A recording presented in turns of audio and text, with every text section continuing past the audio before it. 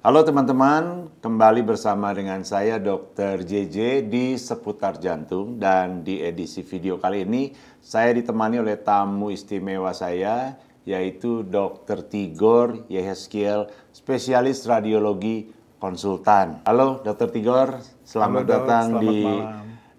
Seputar Jantung. Thank you udah hadir ini. Makasih dok, Ya. selamat malam. Nah teman-teman, Dr. Tigor ini bekerja di sebuah rumah sakit khusus jantung. Jadi hari-hari lebih banyak memeriksa penunjang untuk pasien-pasien jantung ya, Dr. Tigor ya. Iya. Dan malam ini Dr. Tigor seperti sudah tercantum atau tertera di TV ini akan bicara soal coronary artery CT scan ya. Iya. Oke, Dr. Tigor mau share apa nih ceritanya nih? Oke, saya akan share tentang CT coronary CT koroner atau ya. CT angiografi koroner. CT angiografi Ya. koroner, oke. Pemeriksaan ini merupakan salah satu andalan untuk mendeteksi adanya kelainan daripada arteri koroner. Oke, ya. Ini hari-hari kerjaannya kan. Iya, Pasien jantung kan sebagian besar masalahnya di koroner ya. betul. Nah, Oke. CT scan sendiri itu memiliki sensitivitas dan spesifisitas yang sangat tinggi, Oke. di atas 95%. Dua-duanya sensitif Dan dan spesifik. spesifik. Betul. Oke. Jadi kita bisa melihat secara detail gambaran daripada pembuluh darah, ada tidaknya kelainan, Ya. ada tidaknya penyempitan, Ya. ataukah kelainannya di pembuluh darah koroner. CT scan merupakan salah satu modalitas, ya, modalitas yang sangat canggih, Ya. tentunya dengan menggunakan radiasi. Ini radiasi yang sama seperti kita ronsen dada Betul, gitu, sama. betul. Tapi Iya. dengan tingkat radiasi yang lebih tinggi ya. Lebih tinggi, sedikit ya dok ya? Sedikit, Iya. nggak banyak. Ya, tergantung daripada jumlah slice-nya. Oke. Ya, kebetulan kita menggunakan CT scan dengan 512 slice. Oke. Jadi Apa semakin artinya tinggi itu? slice-nya, semakin cepat pengambilan gambarnya, semakin sedikit radiasi yang diterima oleh pasien. Oke, karena sekali putar set 512. Betul dok. Oke. Nah, ya, ya. jadi pemeriksaan ini sangat sensitif untuk melihat adanya kelainan arteri koroner, Iya, pembuluh darah koroner. Ya. Nah, jadi pemeriksaan ini merupakan salah satu andalan. Ya. Dan pemeriksaan CT scan sendiri itu dibagi atas dua. Hmm. Ya kan, jadi sifatnya adalah screening Ya. dan sifatnya diagnostik. Penggunaannya, kita CT scan ini itu dengan tanpa menggunakan kontras dan dengan menggunakan kontras. Jadi ada dua ya? Ya. Tanpa kontras Dan dengan menggunakan dengan kontras. Oke. Tanpa kontras itu biasa disebut dengan CT calcium scoring. Oke. CT calcium scoring itu adalah untuk mengidentifikasi adanya hard plaque atau plak keras di dalam pembuluh darah Iya, iya. koroner. Koroner ya. Ya kan? Oke. Yang kita evaluasi jumlahnya, Jumlah si kalsium. ya jumlahnya, karena semakin tinggi kita bisa memperkirakan adanya penyempitan yang sifatnya signifikan ataupun adanya penyempitan yang tidak signifikan. Oke, beban plaknya. Betul. Makin tinggi kalsiumnya, Iya. makin tinggi juga beban Betul, plak Dok. di koronernya. Ya, yang kedua distribusi. Hmm.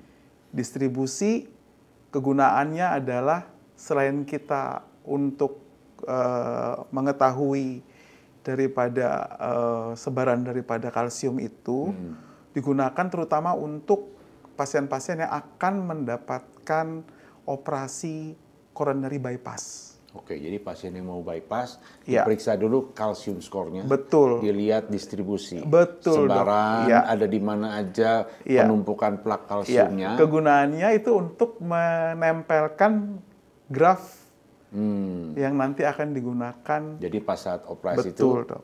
mau dijahit di mana Iya, itu iya, grafnya, ditanam mana, iya, betul. di tempat yang bebas dari kalsium ya. Betul, Karena kalau banyak kalsiumnya keras, susah jahitnya. Iya, betul. Kurang lebih gitu Dan ya. tidak bisa juga kita tanamkan, Dok. Oke, ya. Seperti itu. Oke. Nah, itu. Nah, yang kedua dengan menggunakan kontras. Oke. Kalau menggunakan kontras, itu kita mengevaluasi gambaran daripada pembuluh darah koroner itu sendiri. Disuntik kontras. Betul. Jadi karena kontras sendiri sifatnya masuk ke dalam lumen pembuluh darah. Ngisi pembuluh Iya, darah. Oke. dia masuk ke dalam lumen pembuluh darah dan di situ kita bisa mengevaluasi gambaran struktur secara anatomi pembuluh darah koroner tersebut. Seperti ada tidaknya penyempitan, kemudian kita melihat adanya belokan-belokan, ataukah kelainan yang sifatnya pembesaran ataupun penyempitan lain secara jelas. Gitu, Dok. Oke, jelas itu. ya. Nah, jadi sebelum kita masuk kepada kasus, ya kita masuk ke dalam, saya kebetulan ada bikin beberapa PowerPoint, Dok. Oke, ya kita belajar. Ya. Oke, sebelum kita masuk ke dalam kasus, kita harus mengenali dulu sistem kardiovaskular ya. Lalu kita bisa melihat, ya ini gambaran jantung kita, jadi jantung kita ini berdenyut. Ya, berdenyut. Dia nama juga pompa ya, pompa kehidupan itu, Dok ya. Pompa kehidupan, dan kita bisa melihat di gambaran yang tidak bergerak ini, jadi di mana pembuluh darah, di mana darah itu masuk jantung tuh melalui vena cava atas dan bawah. Jadi kalau bagian tubuh atas masuk ke bagian vena cava bagian atas, dan yang bawah melalui vena cava bagian bawah. Dan ini masuk ke dalam jantung. Yang biru ya. Dia masuk ke dalam jantung, ya kemudian dia akan dipompa masuk ke dalam paru-paru. Ya kan? Dan kemudian dari paru-paru dia akan masuk lagi ke dalam jantung untuk disebarkan ke seluruh tubuh. Dan itu melalui aorta. Dan kita sama-sama tahu kalau pembuluh darah koroner itu berasal dari aorta. Ini potongan melintang dari aorta ya? Iya, jadi dia berasal dari aorta, dan itu pembukaan. Jadi pertama kali masuk aorta, dia langsung ke pembuluh darah koroner. Cabang pertama dari aorta adalah memberi makan dirinya sendiri ya? Betul. Jadi dia berada, posisinya arteri koroner tersebut ada di aorta. Dan kita tahu kalau arteri koroner secara umum dibagi atas dua. Jadi yang sebelah kanan dan di sebelah kiri. Gitu. Di sebelah kanan satu, di sebelah kiri dua. Ya, di sebelah kanan dan kiri. Nah, di sebelah kiri itu yang ke depan namanya LAD, left anterior descending. Dan yang kedua yang ke belakang melingkar, tersebut dengan LCX, left circumflex ya. Dan di sebelah kanan itu ada namanya RCA.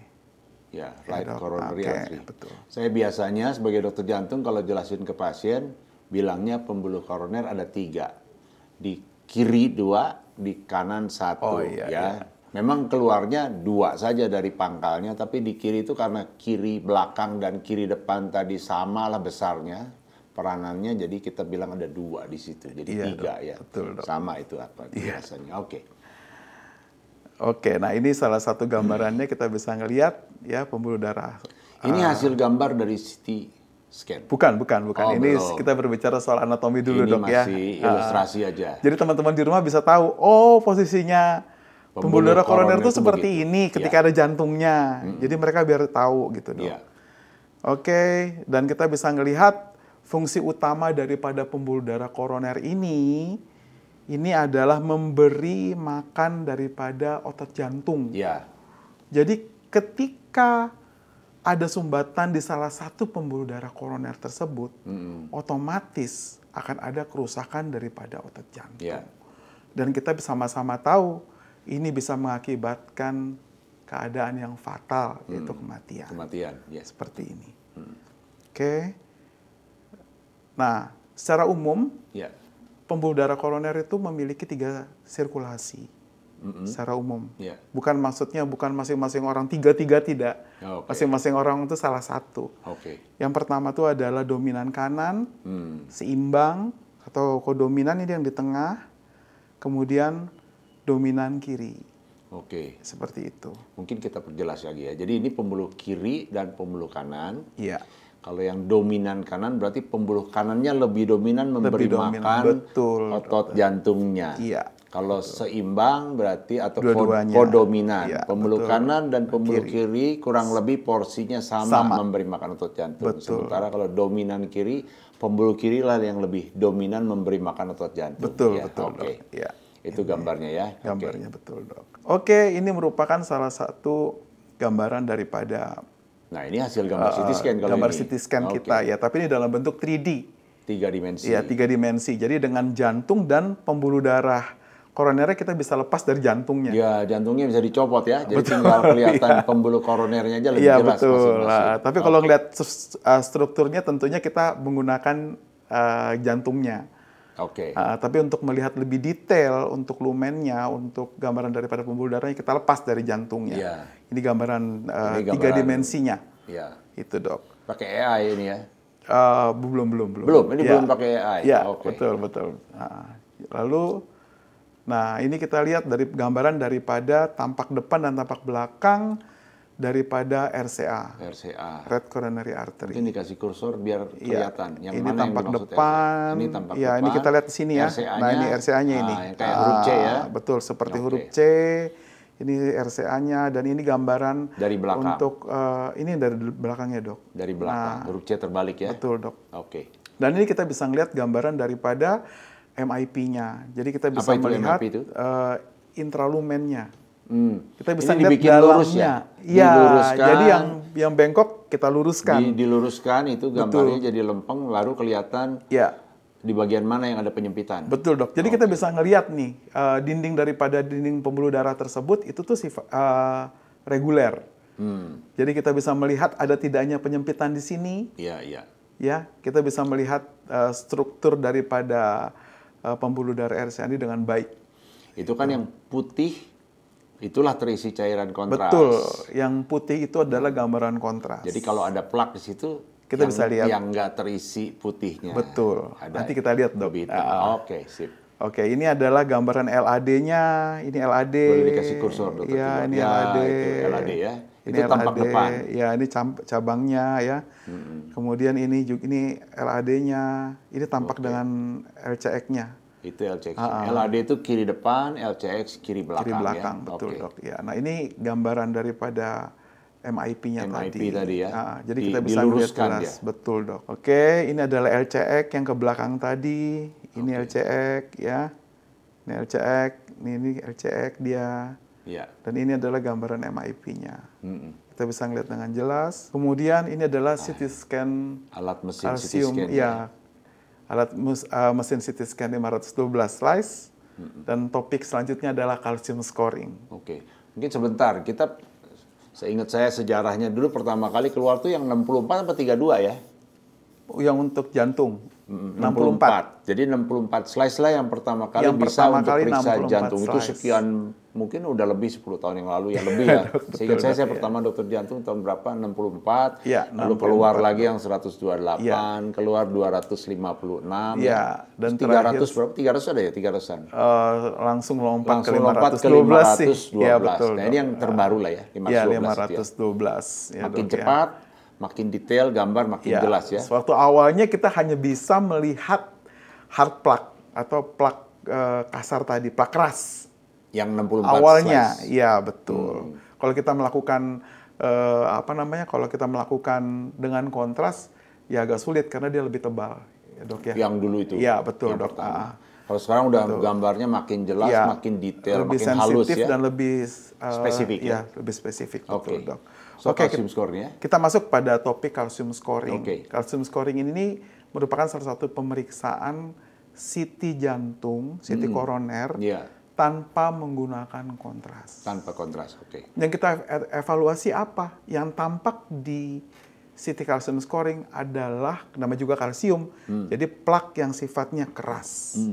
Bukan plak yang sifatnya lembut. Dia akan teridentifikasi langsung di... Dan itu diwakili oleh kalsium. Kalsium, betul. Kalsiumnya aja yang kelihatan. Nah, secara umum itu nanti kalsium CT calcium scoring ini dia akan dibagi atas minimal, ringan, sedang, moderate, dan berat.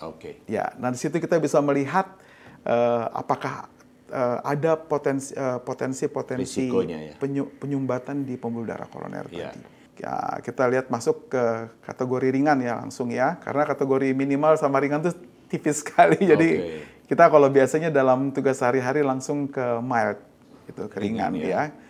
Nah ini kita bisa ngeliat nih, jelas ini gambaran jantung, kita bisa lihat gambaran plak keras di sini, ya. Yang putih. Ya betul, yang gambarnya putih ini.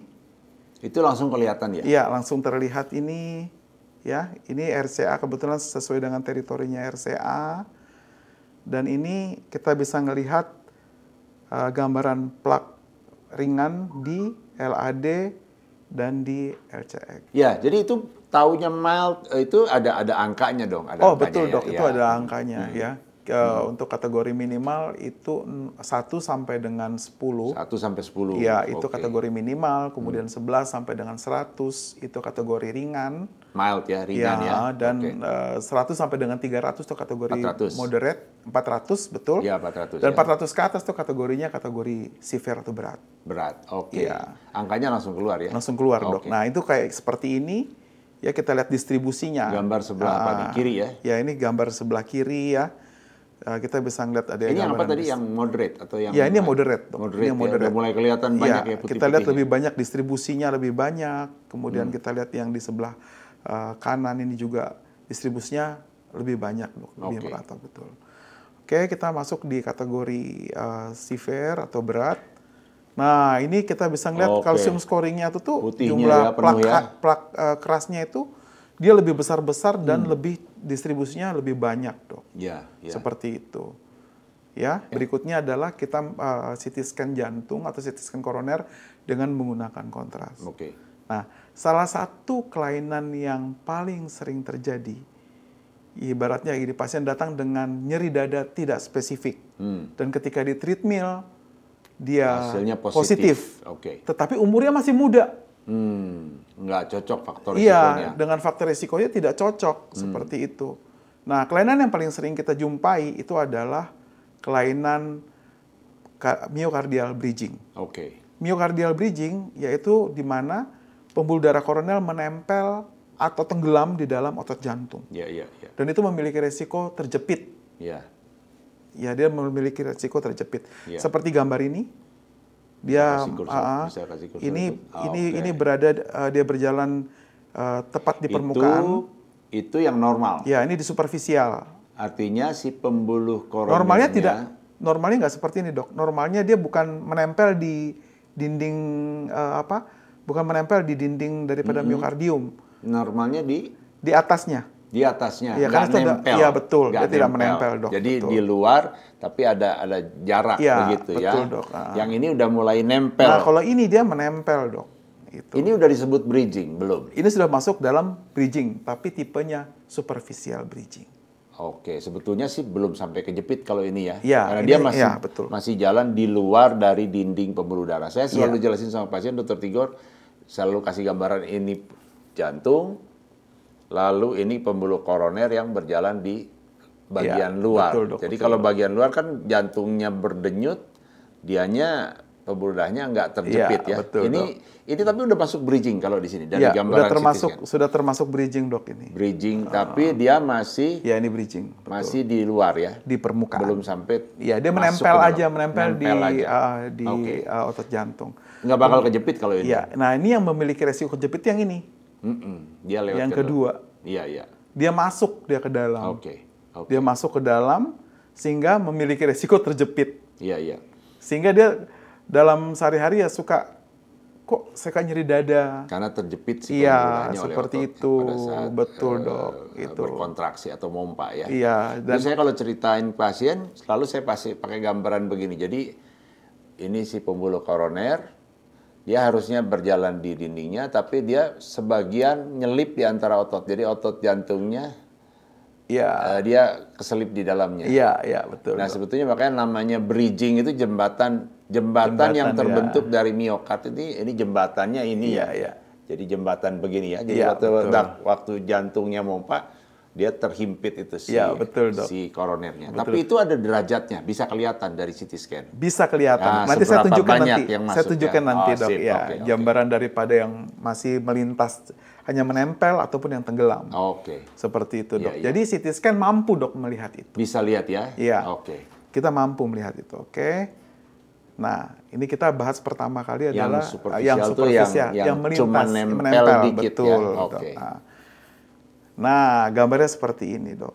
Jadi dia menempel. Jadi kita lihat kalau diluruskan dia hanya menempel, lurus.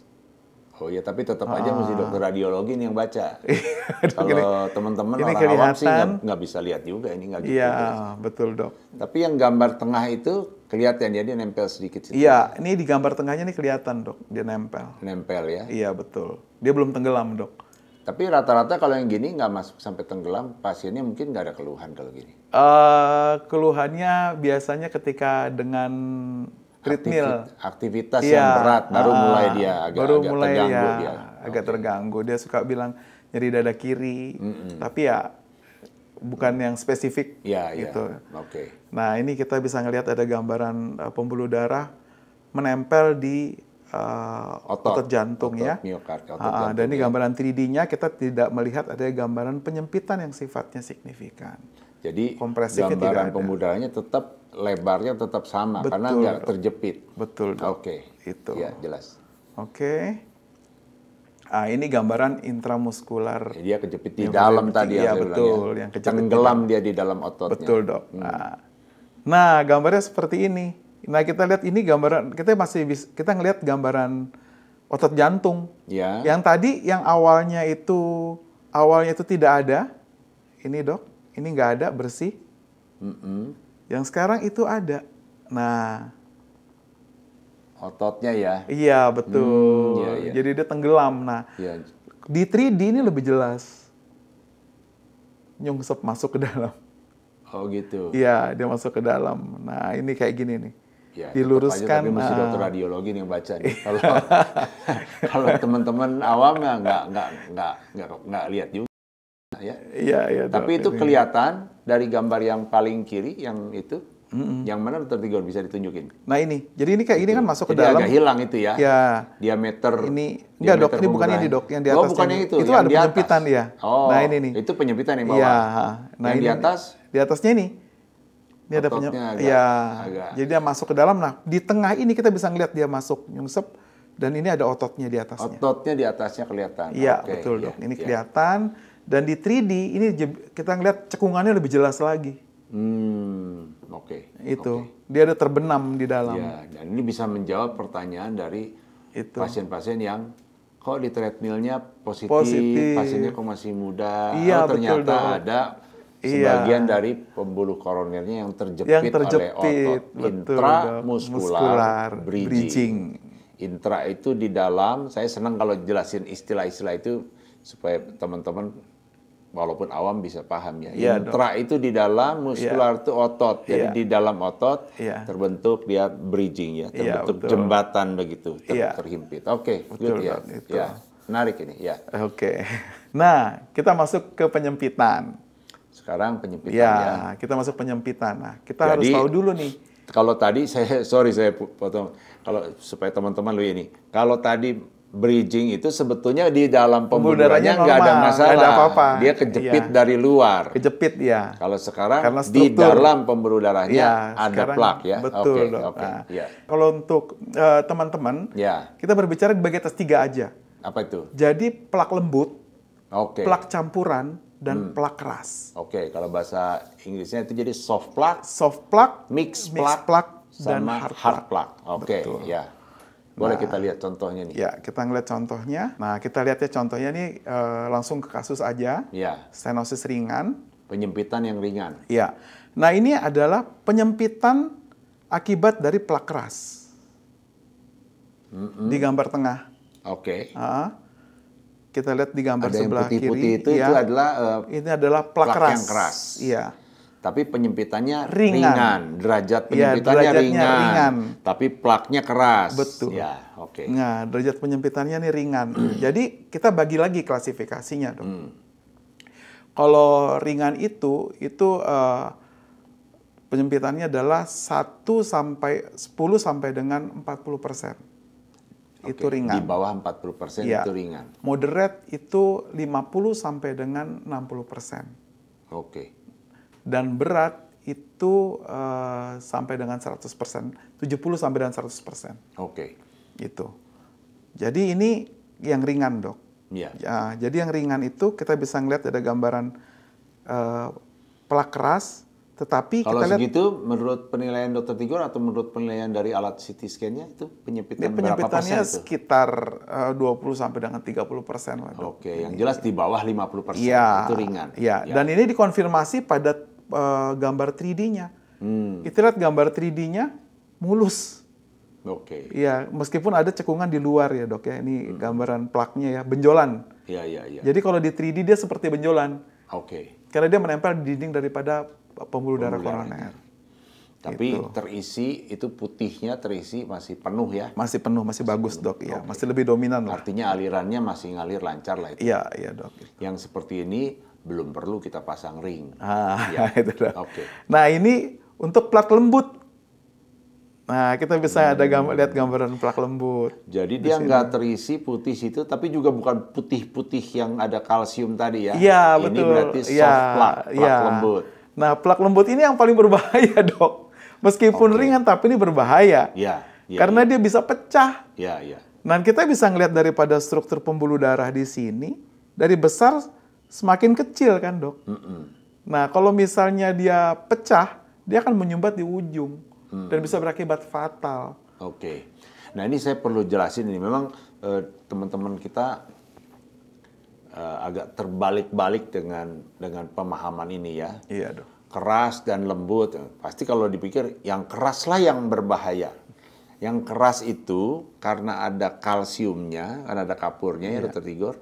Itu kalau dia menyebabkan penyempitan yang berat, kan harus dibuka, dipasang ring. Iya. Nah, karena keras dia banyak kapurnya, apalagi kalau kapurnya banyak sekali, itu menyulitkan nanti pada saat tindakan pasang ringnya. Jadi tindakan pasang ringnya perlu pakai alat bantu, pakai bor namanya, pakai rotablator itu bahasa medisnya, sehingga tindakan pengerjaannya lebih susah untuk memasang ringnya. Dan biasanya juga nanti kemungkinan dia menyempit ulangnya lebih besar. Tapi plak yang keras itu secara bahaya untuk tiba-tiba robek atau pecah itu kecil. Bahaya itunya malah kecil.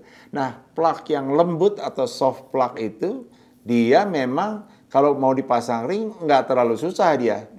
Langsung di balon pasang ring selesai. Kadang-kadang hanya di balon saja sudah cukup itu kalau plaknya lembut tidak ada kalsiumnya.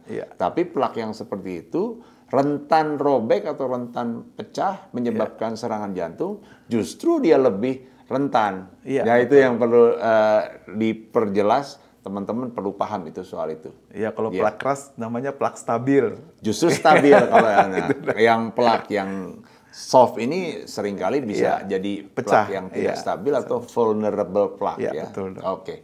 Baik, oke lanjut Dr. Tigor. Oke, ini yang ringan tadi. Sekarang kita masuk ke stenosis yang sifatnya moderat. Sedang ya, di atas 50 sampai 70% lah kurang lebih ini ya. Nah, ini kita bisa ngelihat ada gambaran, tapi ini kecil ya, Dok ya, ini pembuluh darahnya. Kita bisa ngelihat ada gambaran. Ini yang diluruskan pembuluh darahnya. Betul, diluruskan. Nah, ini kita bisa ngelihat ada gambaran, masih kita lihat gambaran lumen. Putih-putih tapi ya, itu. ini sekitar 50 sampai 60% ini, Dok.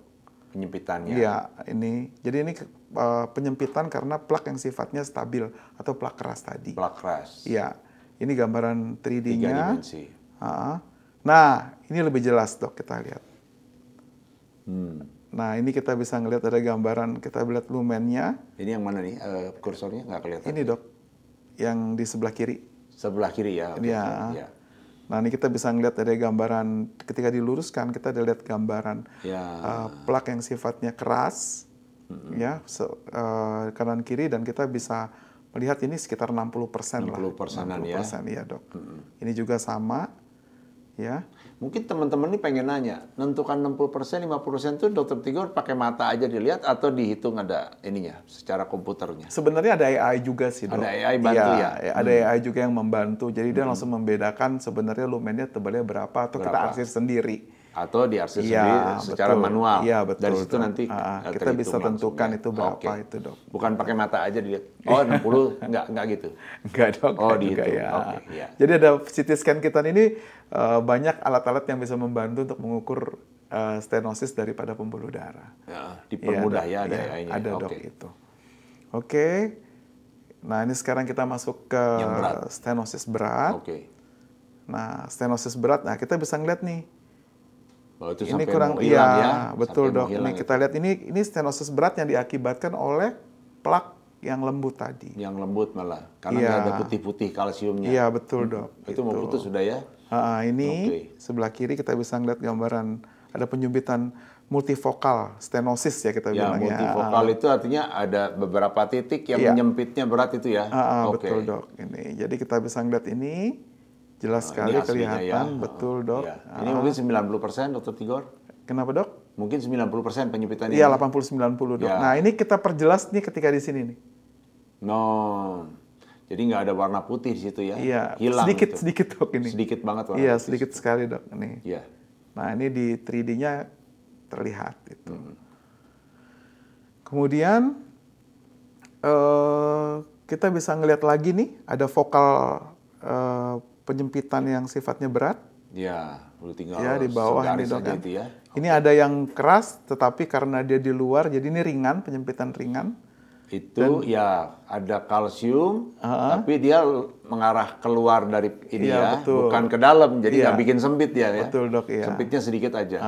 Jadi ini kita bisa ngelihat adanya penyempitan ini 90% ini dok. Oke. Ini 90%.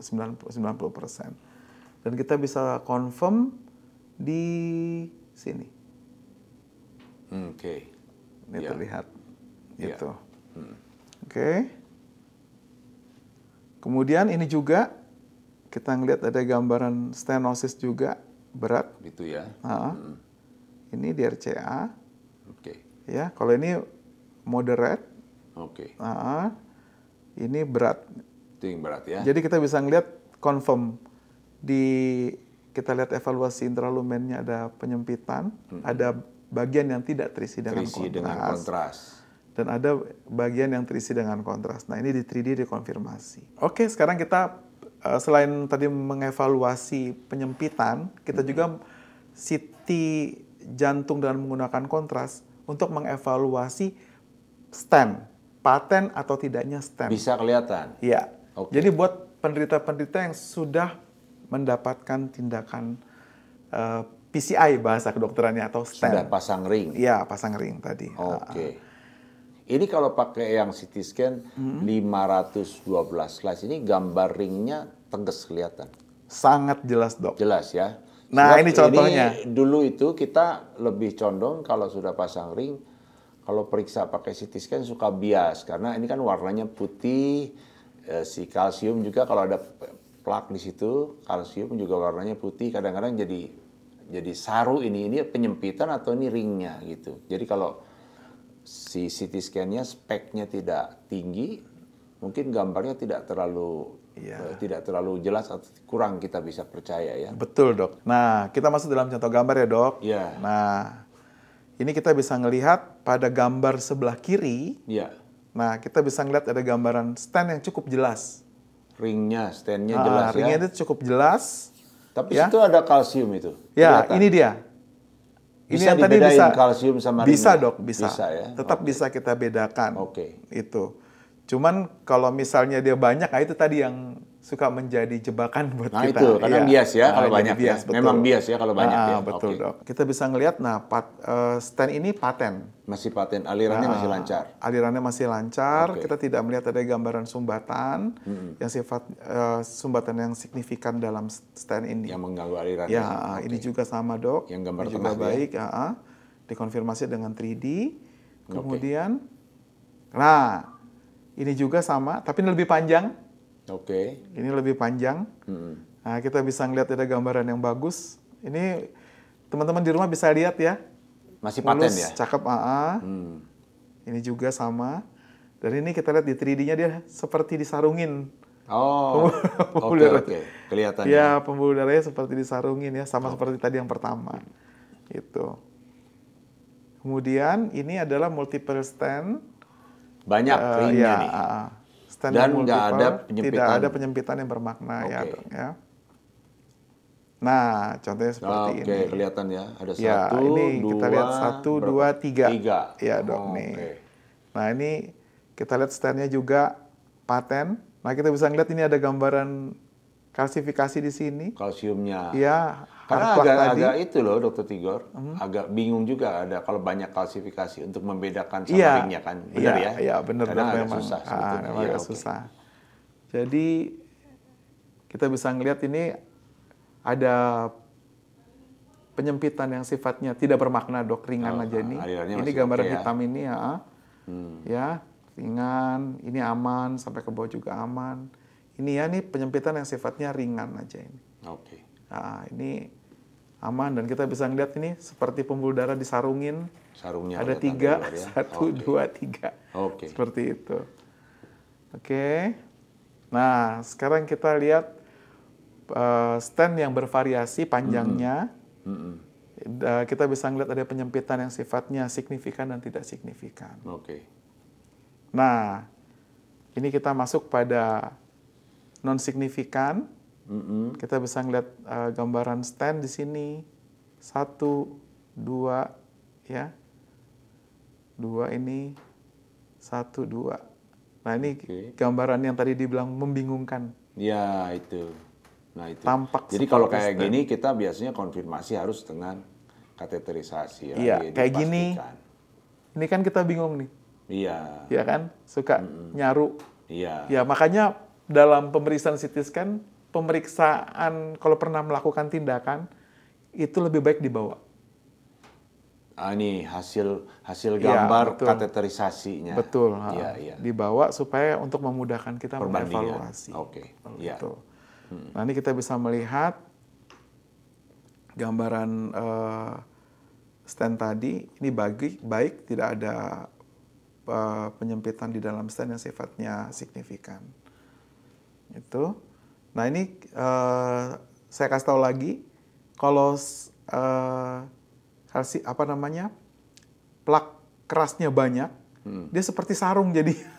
Oke. Jadi mirip.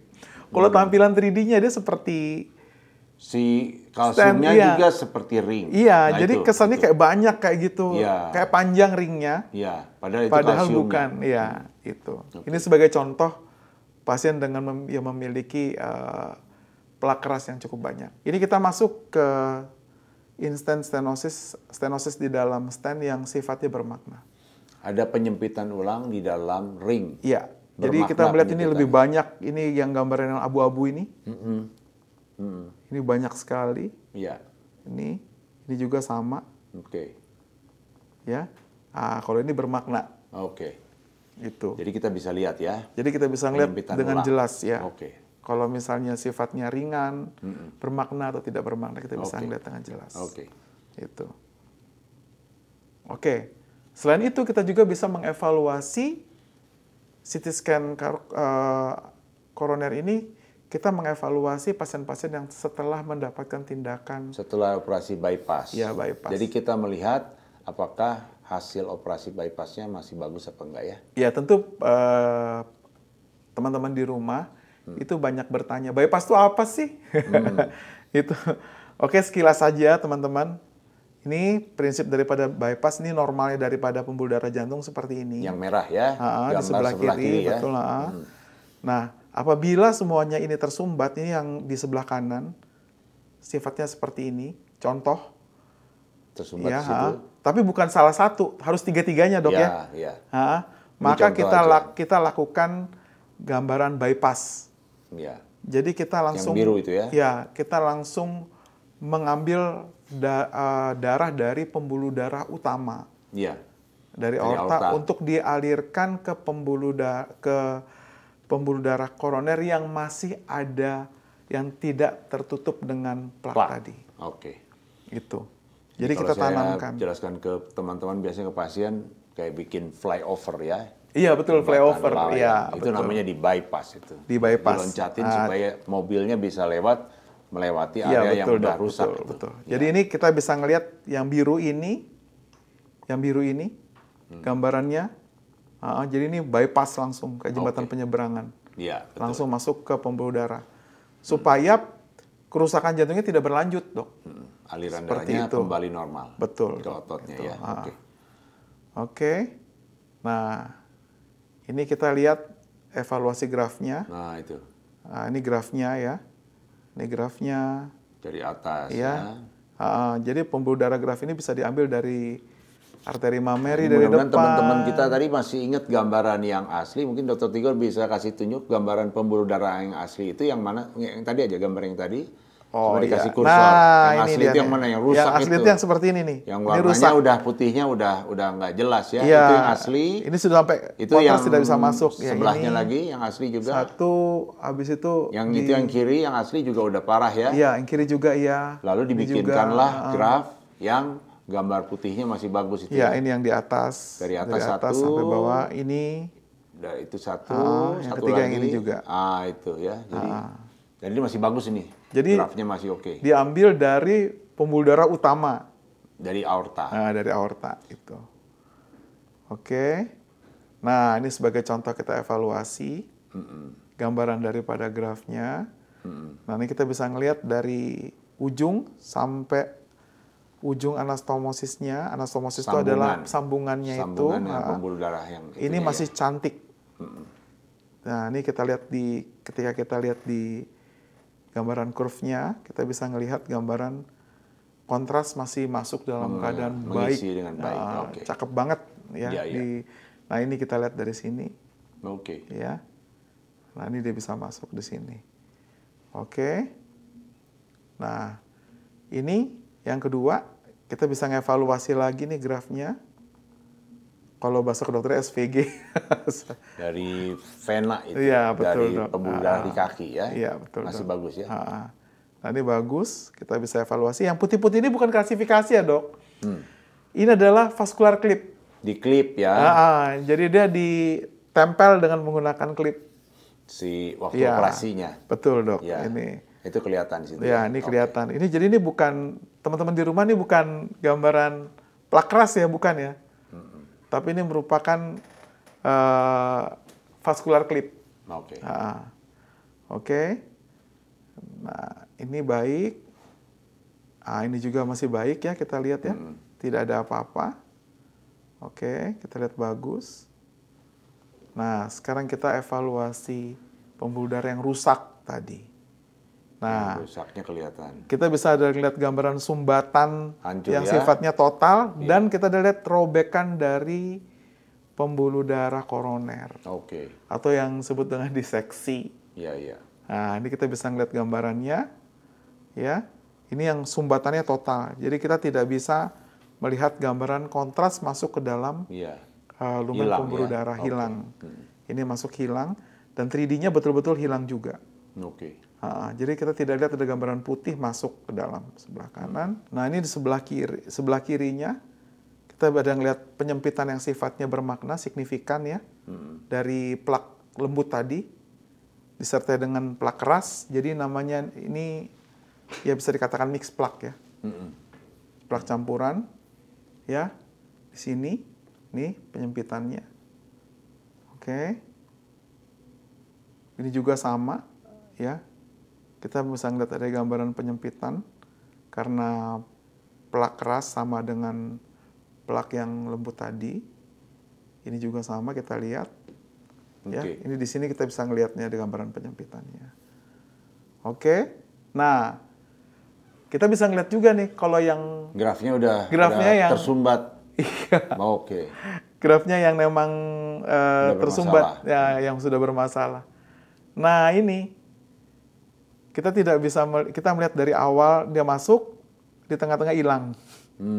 Jadi yang tersisa hanya klip-klipnya aja. Klipnya yang kelihatan, alirannya udah nggak kelihatan. Alirannya sudah tidak sedikit ada. Banget ya. Yang titik-titik ini nih bukan kalsifikasi ya, atau bukan aliran. Bukan. Nah, jadi dari sini hilang, sudah tidak ada lagi. Tinggal klipnya aja. Ini masuk, ini hilang. Sudah tidak ada lagi masuk. Nah, pada saat gambaran 3D-nya seperti putus dia. Iya, hilang aja ya. Jadi tidak bisa masuk sama sekali. Iya, jelas sekali. Baik, teman-teman semua, kita berterima kasih pada Dr. Tigor yang sudah menyempatkan untuk menjelaskan dengan sangat detail dan sangat jelas buat kita semua. Nah, Dr. Tigor, terima kasih banyak sudah menyempatkan untuk memberikan penjelasan yang sangat detail, sangat jelas buat kita semua. Dan teman-teman yang belum subscribe Seputar Jantung, silakan di-subscribe dan di-share juga channel ini supaya lebih banyak menyebarkan manfaat. Berikan like dan juga berikan komen pertanyaan apa yang masih belum jelas. Kita berjumpa lagi di video berikutnya. Salam sehat.